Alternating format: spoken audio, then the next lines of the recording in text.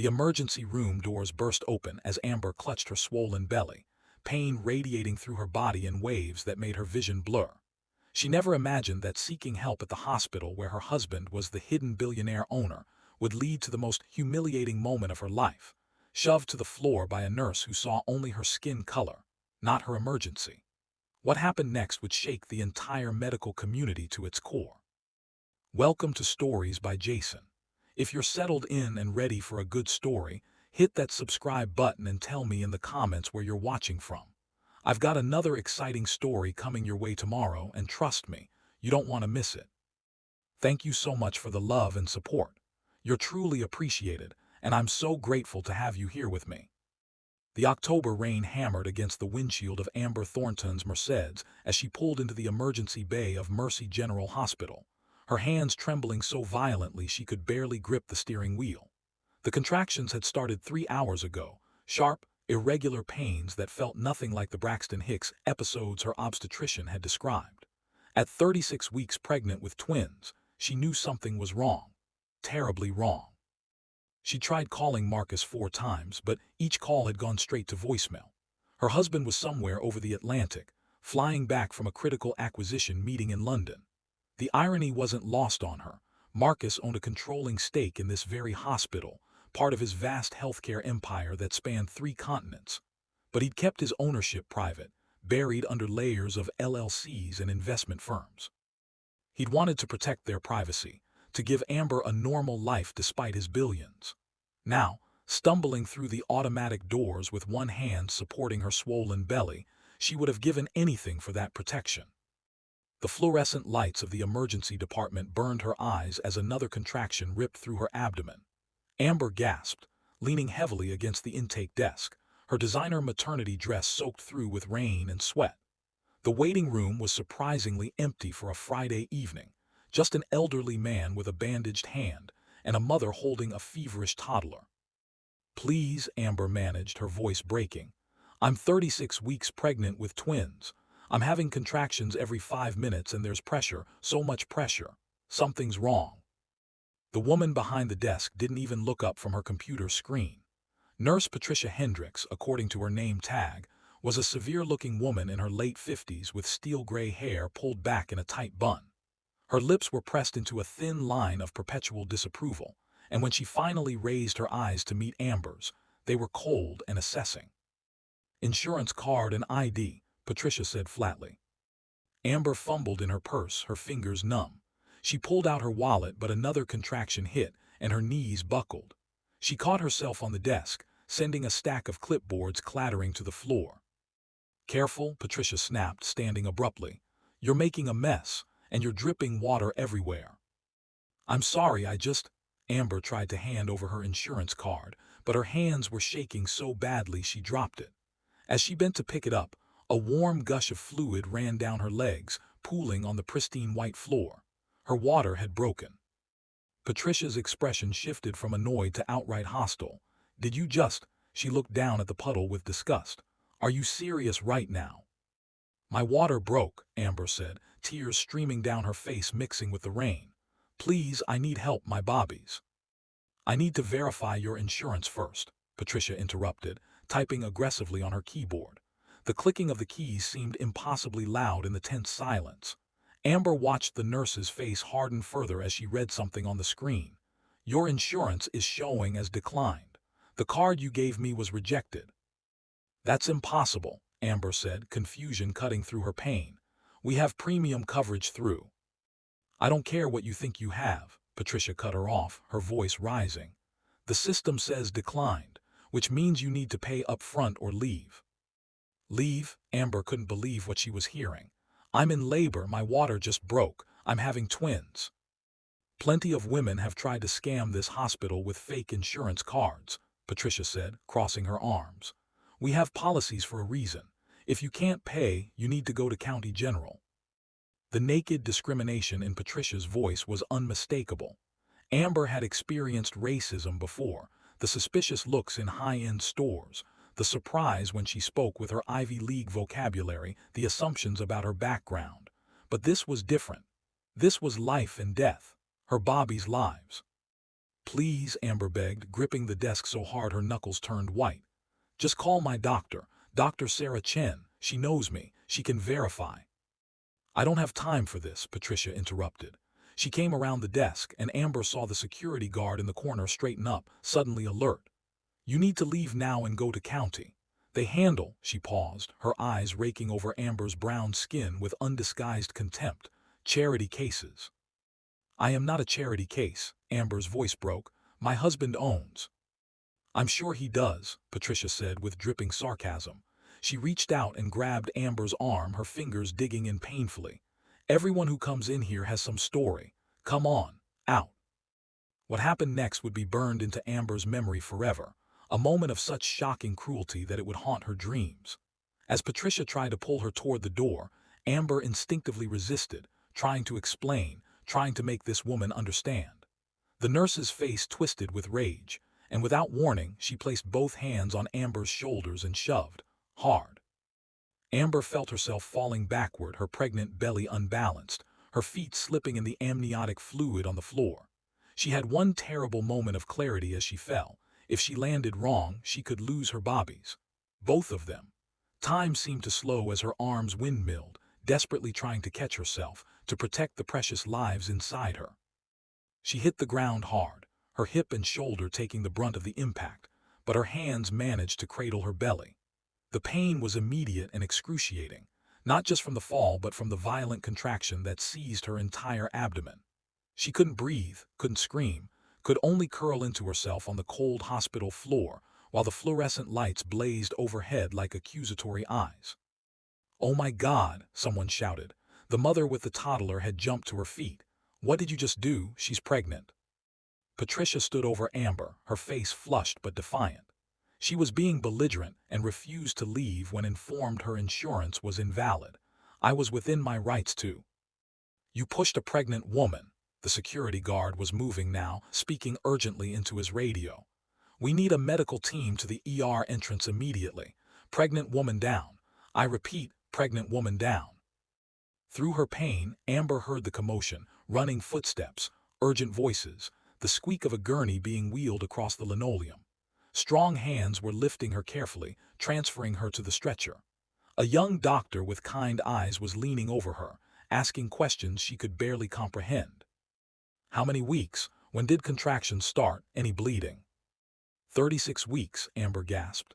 "Twins, my water broke, she pushed me. My bobbies okay?" "We're going to check everything right now," the doctor assured her. His name tag read Dr. James Morrison, resident.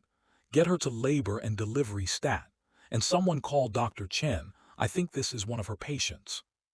As they wheeled her past the intake desk, Amber locked eyes with Patricia one more time. The nurse's expression had shifted to something like fear now, but there was still a stubborn set to her jaw, as if she believed she'd been in the right. Other staff members were gathering, whispering, their faces shocked and concerned. "What's the patient's name?" someone asked. "Amber Thornton," Dr. Morrison replied, reading from the chart he'd grabbed. Amber saw Patricia's face go pale. Even through her pain, she registered the nurse's sudden recognition. The name Thornton meant something, but it was too late, far too late. As they pushed through the doors to the elevators, Amber heard Patricia's voice, suddenly desperate. "Wait, Thornton. Did you say Thornton?" But Amber was already being whisked away, surrounded by medical professionals who were finally treating her like a human being. The contractions were coming faster now, and fear gripped her heart. Had the fall hurt her bobbies? Would they be okay? She didn't know that at that exact moment, thousands of miles away, Marcus Thornton's phone was buzzing with an emergency alert from the hospital's security system. She didn't know that he was watching, in real time, the security footage of his wife being assaulted and humiliated on the floor of the hospital he owned. She didn't know that his face had gone from shock to a cold, calculated fury that his business rivals would have recognized and feared. The storm that was about to hit Mercy General Hospital would make the October rain outside look like a light drizzle. And Nurse Patricia Hendricks had no idea that her entire world was about to come crashing down around her. Marcus Thornton's jaw clenched so tightly that his teeth ached as he watched the security footage replay for the third time on his laptop screen. The private jet's cabin was silent except for the hum of engines and the occasional click of his assistant's keyboard in the seat behind him. But all Marcus could hear was the phantom sound of his wife's body hitting the hospital floor, could see the terror in her eyes as she fell, her hands desperately cradling their unborn children.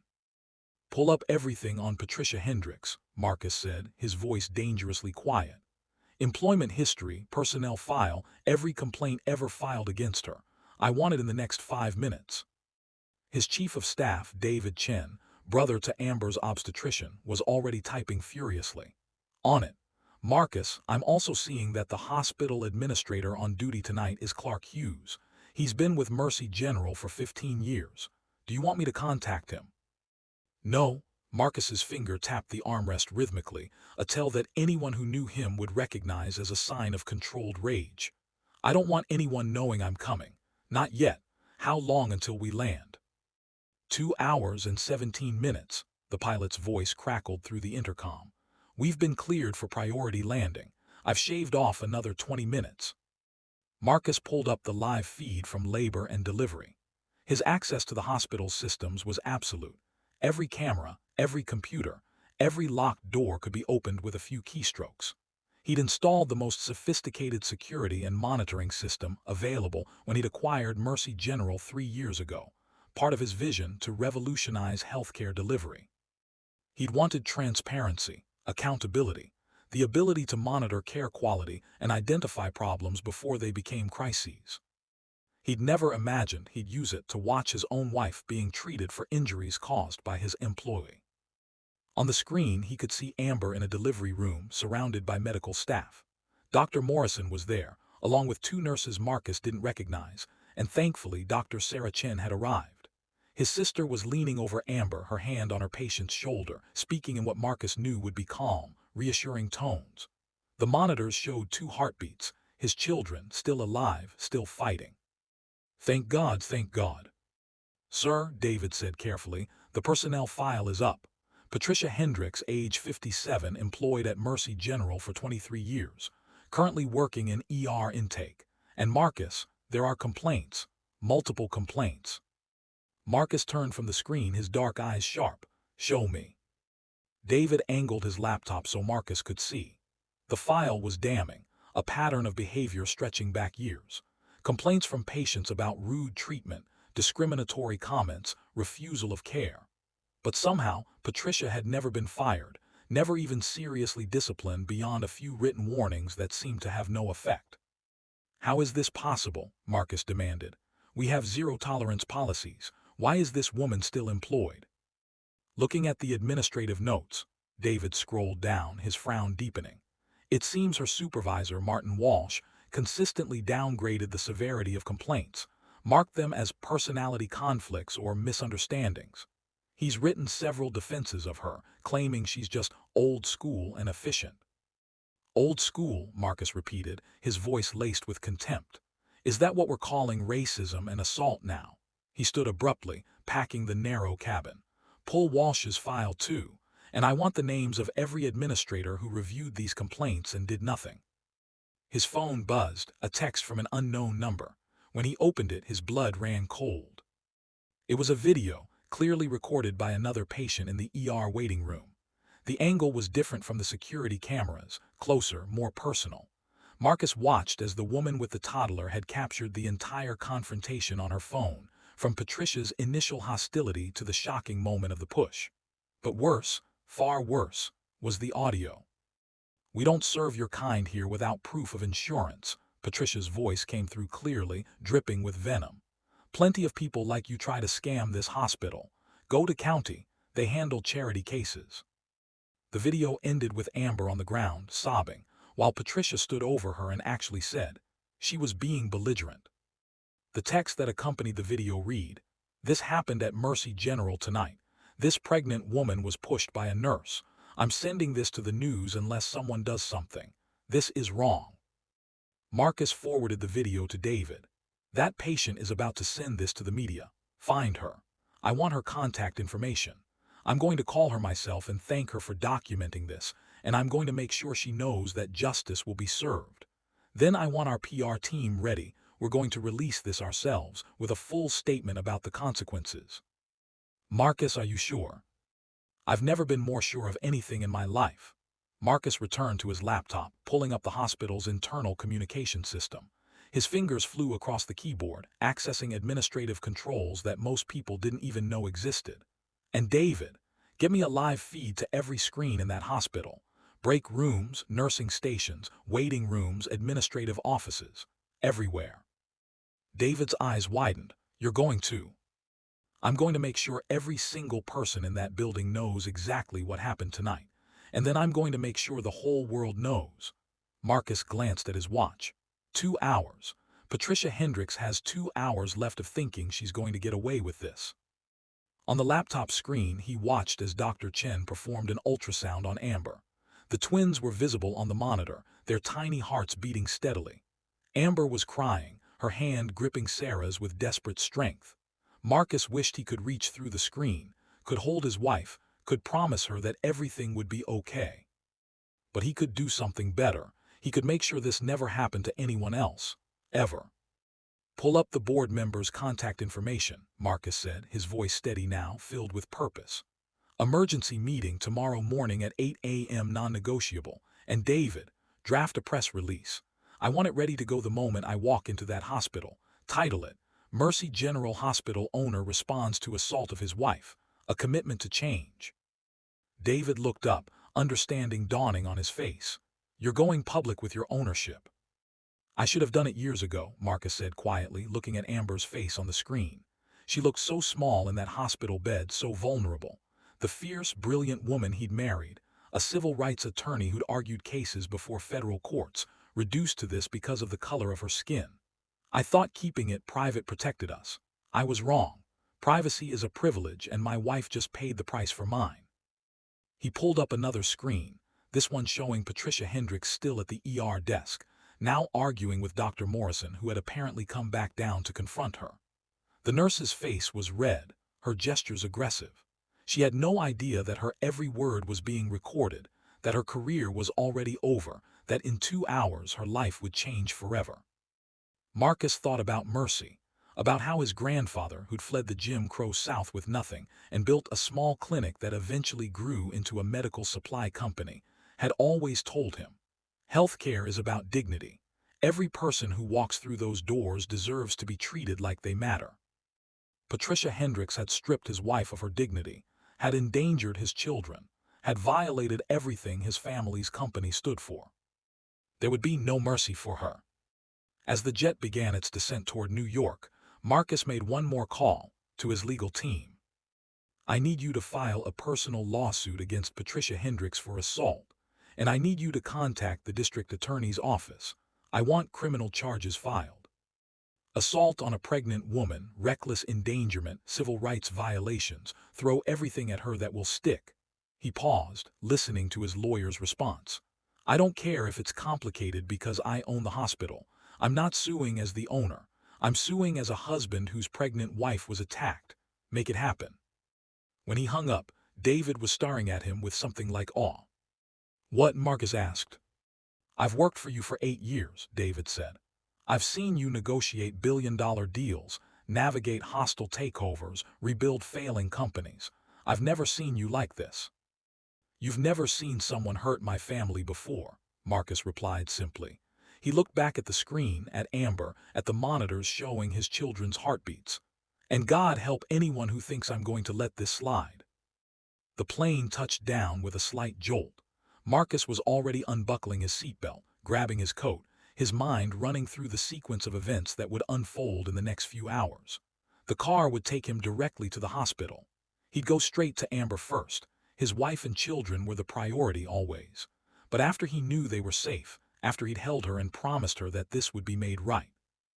Patricia Hendricks was about to learn that some mistakes can't be survived.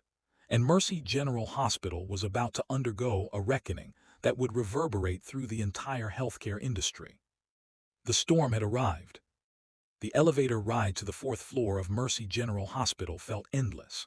Marcus stood alone in the sleek metal box, watching the numbers climb while his reflection stared back at him from the polished doors. A tall, broad-shouldered black man in an impeccably tailored suit. his dark eyes burning with barely contained fury.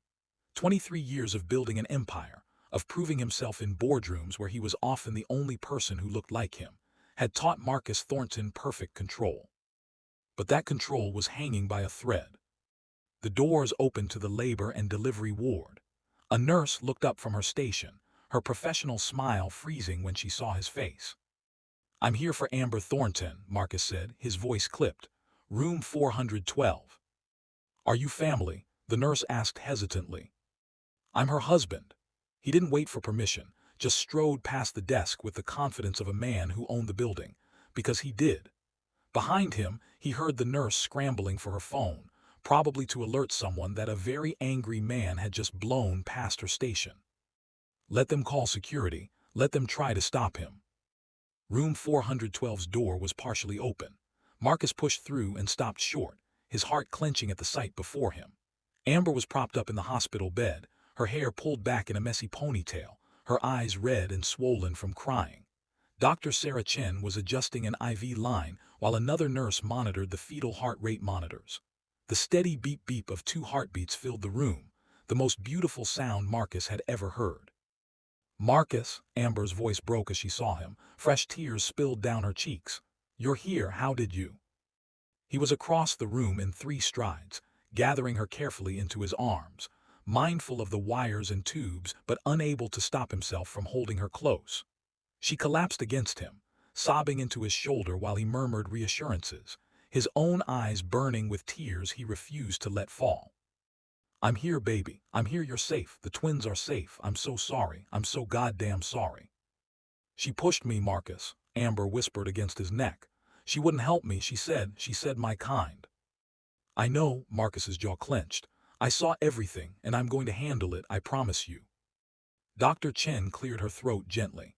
"Mr. Thornton, I'm glad you're here.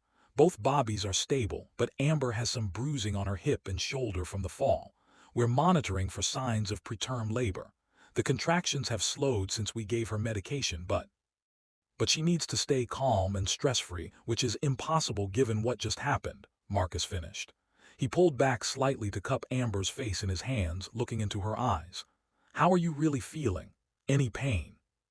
"My hip hurts, and I'm terrified," Amber admitted. "Marcus, what if the fall hurt them? What if?" "The ultrasound shows both Bobbies are perfectly positioned and their heart rates are strong," Sarah interjected firmly. "Amber, you did everything right. When you fell, you protected your belly. Your body protected your Bobbies. They're fighters just like their mother." A knock on the door interrupted them. David Chen appeared, slightly out of breath. "Marcus, I have those files you requested," and he stopped when he saw his sister, his expression softening. "Hey, Sarah, how are my future niece and nephew?" "Stubborn and strong like all the Thorntons and Chens," Sarah replied with a small smile. "David, can you give us a few minutes?" "Actually, I need David here," Marcus said, straightening but keeping one hand firmly clasped with Amber's. "Because in about 5 minutes, this entire hospital is going to know who I am and what's about to happen." Amber looked at him, confusion cutting through her distress. "What are you talking about?" Marcus took a deep breath. For 3 years he'd kept his ownership of Mercy General and the 12 other hospitals in his portfolio, a closely guarded secret. He'd operated through shell companies and silent partnerships, wanting to avoid the spotlight, wanting to give Amber privacy, wanting their lives to be as normal as possible despite his wealth. But privacy had cost them today. It had cost them everything. "Amber, I need to tell you something. I own this hospital. Mercy General is part of my holdings. I've kept it quiet, kept my ownership buried in corporate structures because I thought it would protect us. I was wrong." He squeezed her hand gently. "And now I'm going to use that ownership to make sure what happened to you never happens to anyone else." Amber's eyes widened. "You own Marcus, why didn't you tell me?" "Because I'm an idiot who thought he could keep you safe by staying invisible," Marcus said bluntly. "But that nurse down in the ER, Patricia Hendricks, she's about to learn exactly who she assaulted, and every staff member in this building is about to learn what the consequences are for discrimination and cruelty." He turned to David. "Is everything ready?" David nodded, pulling out his tablet. "Every screen in the hospital is synced to your command. The board members have been notified of the emergency meeting. The PR team is standing by with the press release. And Marcus, the woman who filmed the incident, her name is Jennifer Martinez. She agreed to let us use her video. She was crying when I talked to her, said she couldn't believe what she'd witnessed. Good, Marcus looked at Sarah. I need to leave Amber for about 30 minutes. Will you stay with her? Of course, Sarah said immediately. Marcus, what are you going to do? Amber asked, gripping his hand tighter. He leaned down, pressing his forehead to hers. I'm going to make this right. I love you. Both of you, all four of you, he corrected, placing his hand gently on her belly. And no one gets away with hurting my family. The walk back to the elevator was a blur. David briefed him as they descended to the main floor, his voice low and rapid. Patricia is still at the ER desk. Security has been told not to let her leave, but they don't know why yet.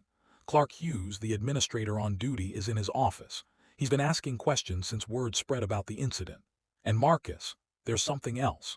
I pulled the surveillance footage from the past 6 months. Patricia has a pattern. At least 8 documented incidents of treating Black and Latino patients differently. Longer wait times, more aggressive demands for payment information, hostile body language. She's been getting away with this for months. Marcus's hands clenched into fists, and Walsh knew, her supervisor knew and covered for her. It looks that way, David confirmed as they stepped off the elevator. Martin Walsh has been systematically downplaying complaints, defending her actions. There's an email from 2 months ago where a patient complained about Patricia's treatment, and Walsh responded by saying the patient was being overly sensitive to standard intake procedures. They were in the administrative corridor now, walking past offices where staff members looked up curiously at the tall, imposing man striding through like he owned the place. Which, Marcus reflected grimly, he did. Get me Walsh's location, Marcus ordered. I want both of them in the main conference room. Don't tell them why, just get them there. David made quick calls while Marcus entered the hospital's main administrative office. The night supervisor, a competent woman named Linda Torres, stood quickly when she saw him. Can I help you, sir? Are you a patient's family member? No, Miss Torres. I'm Marcus Thornton. I own this hospital.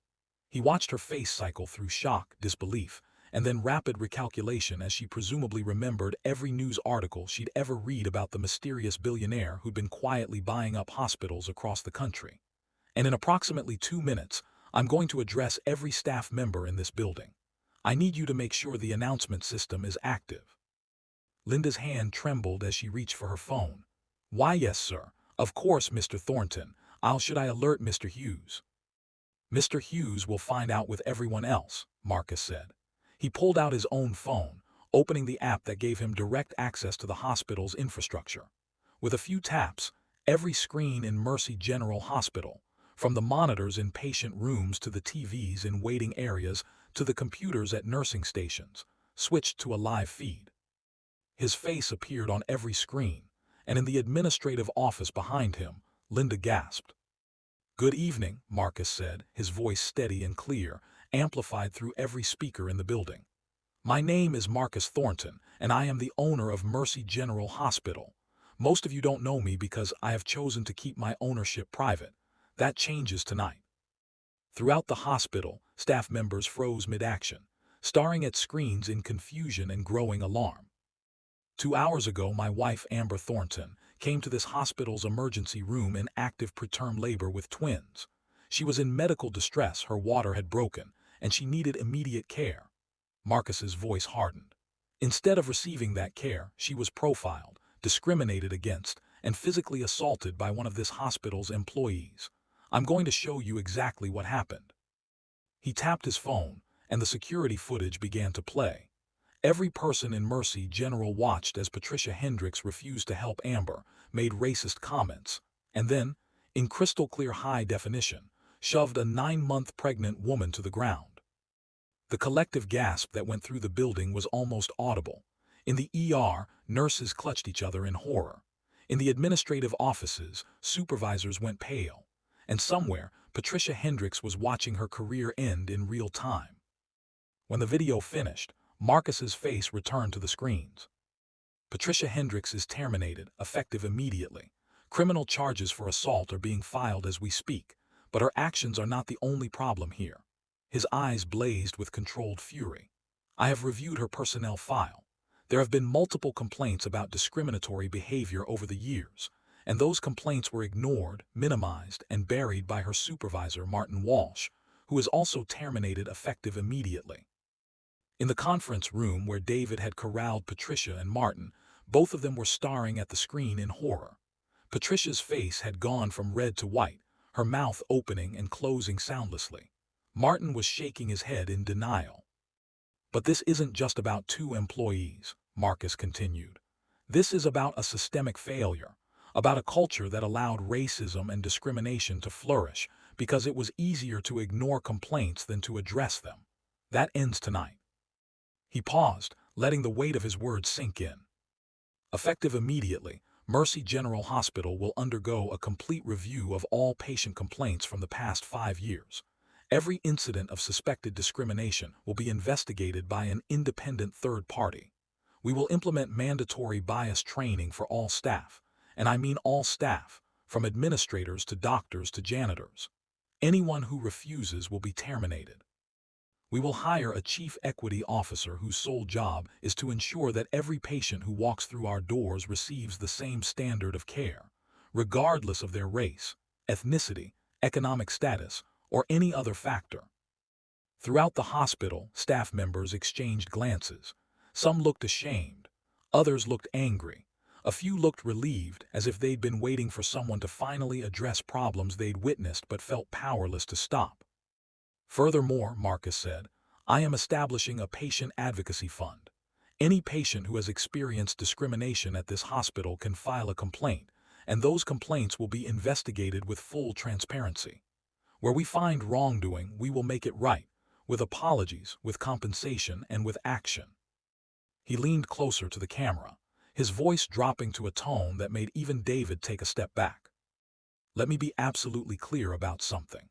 I built my company on the principle that healthcare is a human right and that every patient deserves dignity.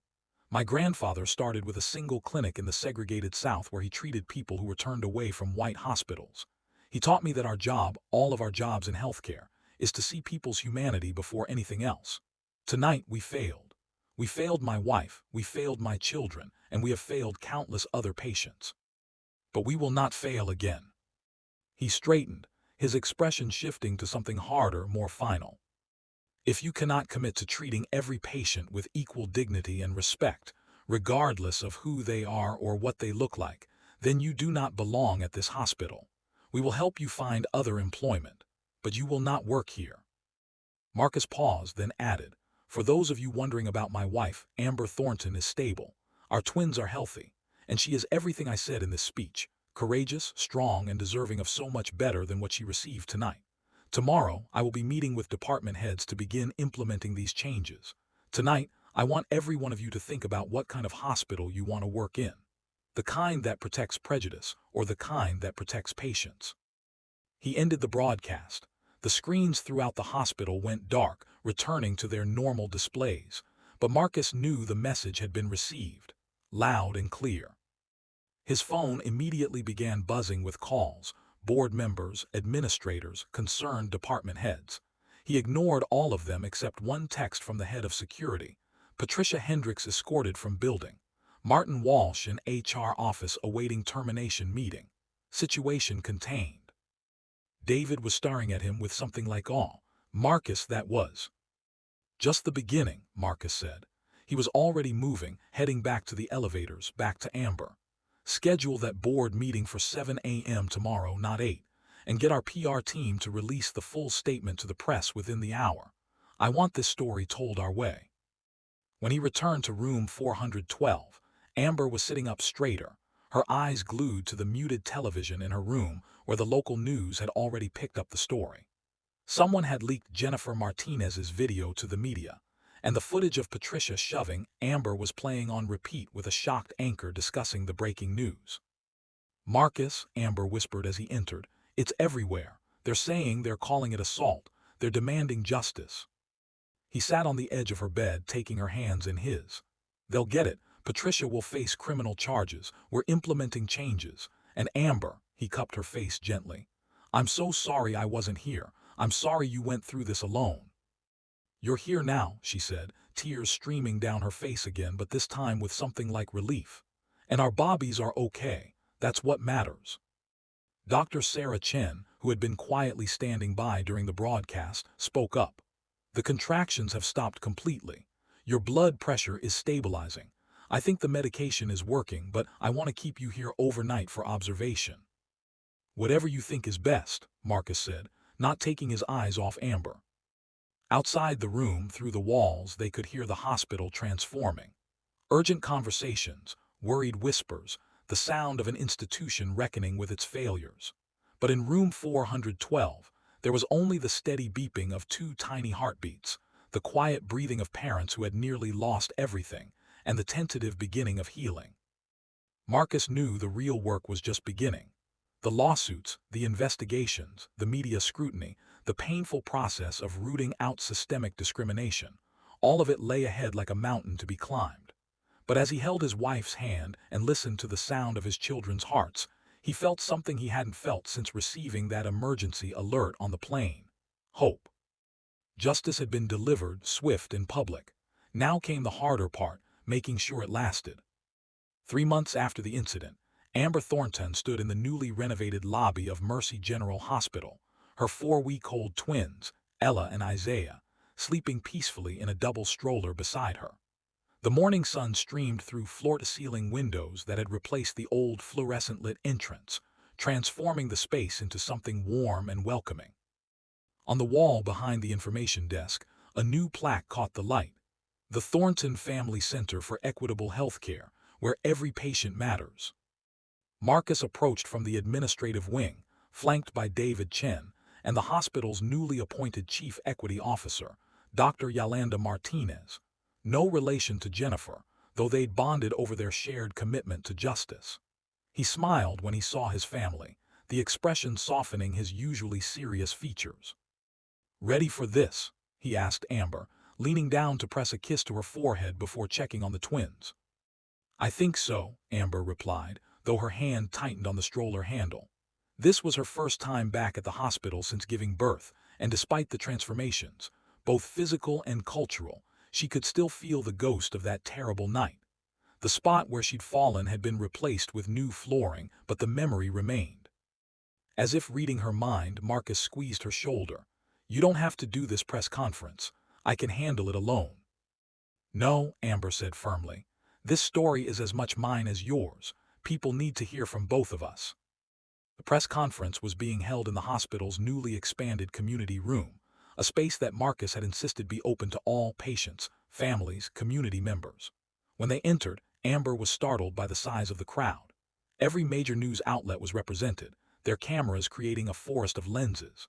But there were also faces she recognized. Jennifer Martinez, the woman whose video had captured Patricia's assault, sitting in the front row with tears already glistening in her eyes. Dr. Sarah Chen and Dr. Morrison, who'd cared for Amber that night. Several nurses who'd spoken out about Patricia's pattern of discrimination in the months-long investigation that followed. And in the back, carefully separated and monitored by security, was Patricia Hendricks herself. She'd been required to attend as part of her plea agreement. She'd ultimately pleaded guilty to assault and civil rights violations in exchange for reduced jail time, community service, and mandatory completion of anti-bias rehabilitation. She looked diminished, her face gaunt and aged, no trace of the hostile arrogance she displayed that October night. Marcus stepped to the podium first, waiting for the camera flashes to subside. "Thank you all for coming. 3 months ago, my wife experienced something that no person should ever experience, especially in a place dedicated to healing. Today, we're here to discuss not just what happened, but what we've done about it, and what we're committed to continuing to do." He gestured to Yolanda, who stepped forward with a thick report. "Dr. Martinez has led an exhaustive review of patient complaints and care patterns at Mercy General over the past 5 years. Dr. Martinez, would you share what you found?" Yolanda's voice was clear and unwavering. "Our investigation identified 47 documented instances of discriminatory treatment spanning multiple departments. These incidents disproportionately affected Black, Latino, and low-income patients. In each case, complaints were filed. In 43 cases, those complaints were dismissed or inadequately addressed. She paused, letting the numbers sink in. This wasn't the failure of one nurse. This was systemic failure at multiple levels of administration. A reporter raised his hand. What consequences have there been beyond Patricia Hendricks and Martin Walsh? 8 administrators have been terminated for failing to properly investigate or address complaints, Marcus said bluntly. 12 staff members are on probation pending completion of intensive bias training, and we've completely restructured our complaint review process. Now, every patient complaint is reviewed by a diverse committee that includes community members, not just hospital staff, and those reviews are public record. Another reporter, Mr. Thornton, critics say you're only making these changes because it was your wife who was affected. How do you respond? Amber saw Marcus's jaw tighten, but his voice remained steady. They're absolutely right. I should have been more hands-on with oversight of all my healthcare properties. I thought I could create systemic change from a distance, through policies and procedures. I was wrong. The only way to ensure real change is constant, visible, personal accountability, which is why I'm relocating my primary office to Mercy General and will be present on site at least 3 days a week. The room erupted in surprised murmurs. Even Amber looked at him in shock. They hadn't discussed this. Furthermore, Marcus continued, raising his voice to be heard, we're expanding this model to all 13 hospitals in our portfolio. Every facility will have a chief equity officer, a public complaint review process, and quarterly community meetings where patients can voice concerns directly to leadership. We're also establishing a $50 million fund to provide free healthcare to uninsured patients and to compensate victims of past discrimination. Mr. Thornton, another reporter shouted. What about Patricia Hendricks? She's here today. Do you have anything to say to her? The room went silent. Every camera turned toward Patricia, who seemed to shrink in her seat. Marcus looked at Amber, a silent question in his eyes. She nodded. Together they walked across the room. Patricia stood shakily as they approached, her hands trembling. Up close, Amber could see the toll the past months had taken, the shame, the isolation, the public disgrace.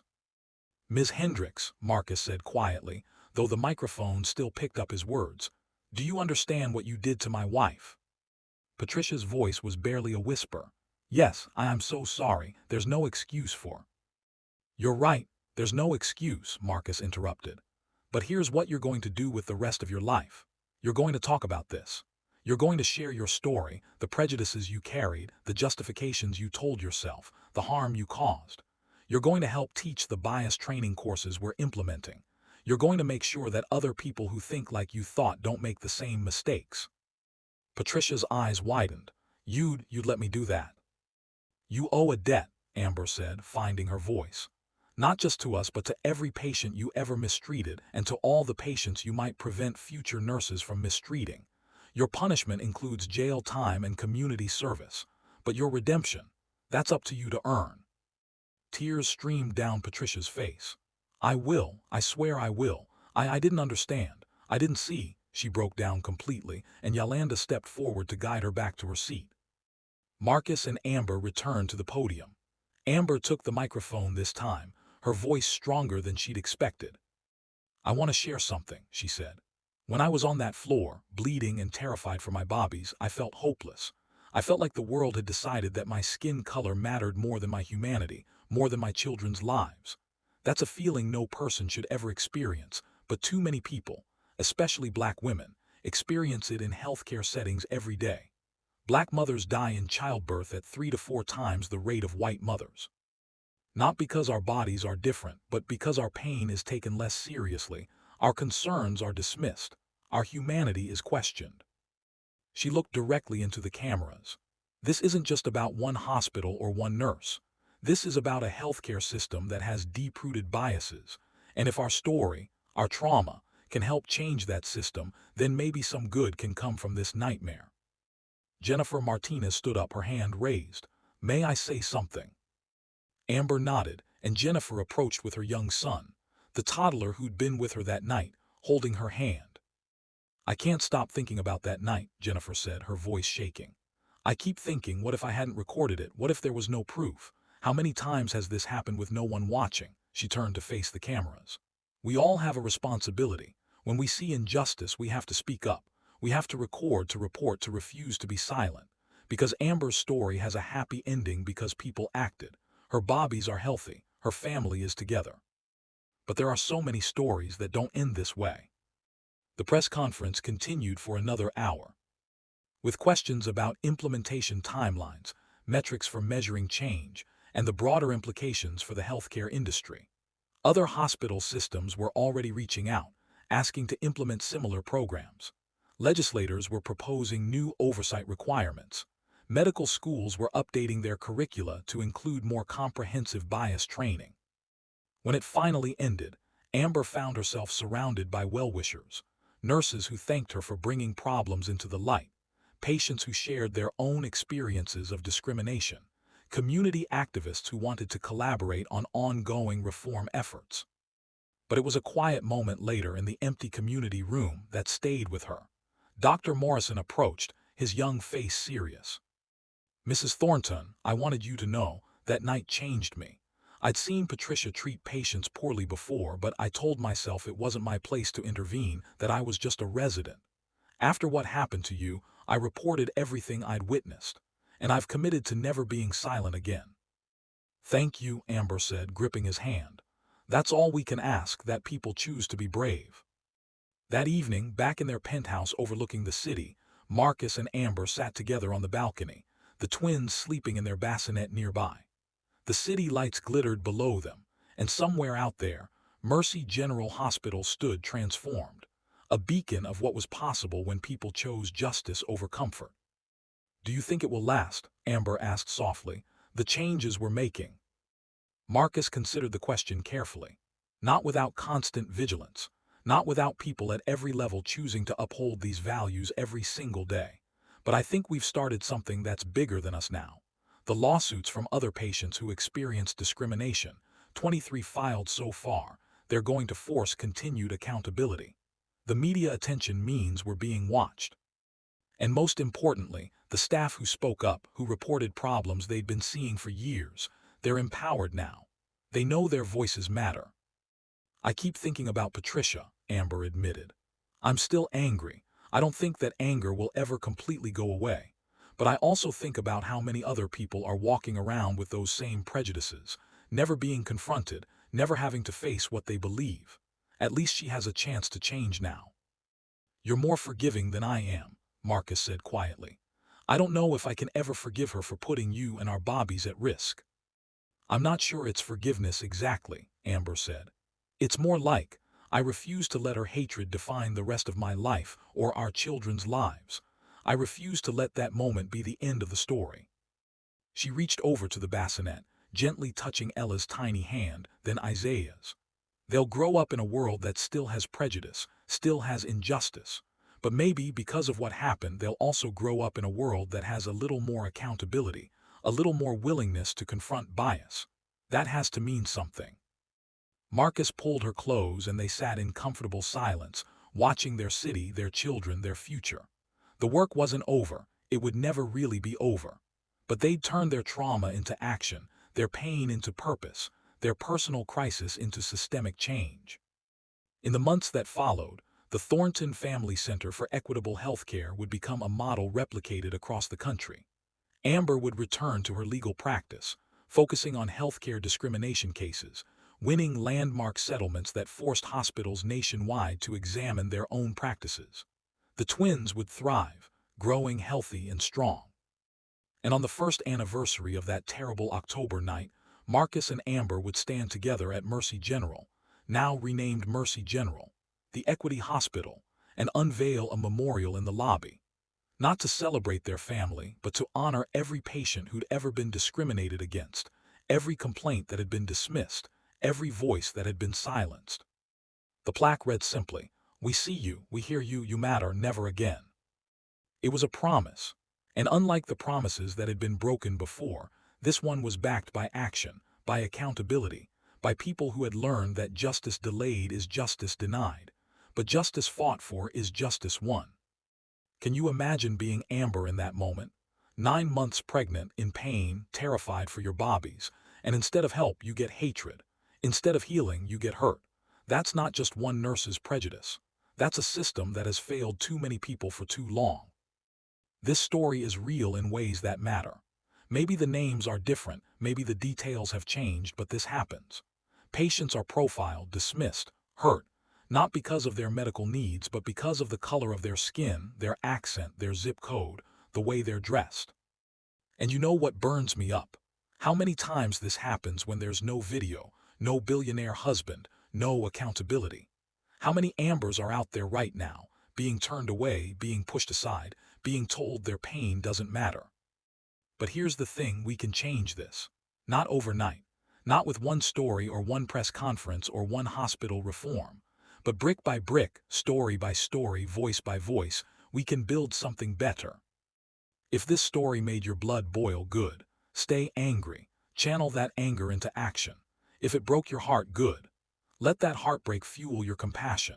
If it gave you hope that justice can win, that people can change, that systems can be reformed, hold onto that hope like a lifeline, because we're going to need it. Drop a like if you believe healthcare is a human right, no matter who you are or what you look like. Let's get this video to 10,000 likes and show the world that people are paying attention, that we care, that we're watching. Comment Justice SERVID below if you're tired of seeing people being discriminated against and want real change. And while you're at it, share your own story if you've experienced or witnessed discrimination in healthcare. Your voice matters. Your experience matters. Every comment helps push this video to more people who need to see it. Subscribe and hit that notification bell, because this is just the beginning. We're bringing you more stories like this, stories of people fighting back against injustice, standing up when they've been knocked down, demanding better from systems that have failed them. Stories of hope, redemption, and the power of refusing to be silent. And here's the real talk. I don't want you to just watch these stories and feel good for 10 minutes before moving on with your life. I want you to carry this with you. The next time you're in a waiting room and you see someone being treated poorly, speak up. Record it if you have to, just like Jennifer Martinez did. File a complaint. Be a witness. Refuse to let injustice happen in your presence. The next time you hear someone make excuses for discrimination, oh, they're just old school, or they didn't mean it that way, shut it down. Explain why it matters. Show them this video. Make them understand that bias isn't harmless, that prejudice kills. And if you work in healthcare, education, customer service, anywhere you interact with people, examine your own biases. We all have them. The question is whether we're brave enough to confront them. You and me and everyone watching, we're stronger than hate. We're louder than prejudice. We're more persistent than systems that want to keep things the way they've always been. So here's your challenge. Share this video with 3 people today. Not just a random share, but send it to someone who needs to see it. Maybe it's someone in healthcare who can implement changes. Maybe it's someone who's experienced discrimination and needs to know they're not alone. Maybe it's someone who doesn't understand why these stories matter yet. Every share is a ripple. Every comment is a voice. Every like is a vote for the world we want to build. Hit that subscribe button and join a community that refuses to stay silent. We've got stories coming that will inspire you, enrage you, and remind you that change is possible when people refuse to give up. Remember, you are not powerless. Your voice matters. Your actions matter. Your refusal to accept injustice matters. Now let's go change the world, one story at a time. Drop that comment, smash that like, subscribe, share. Justice isn't just served, it's fought for, and we're in this fight together.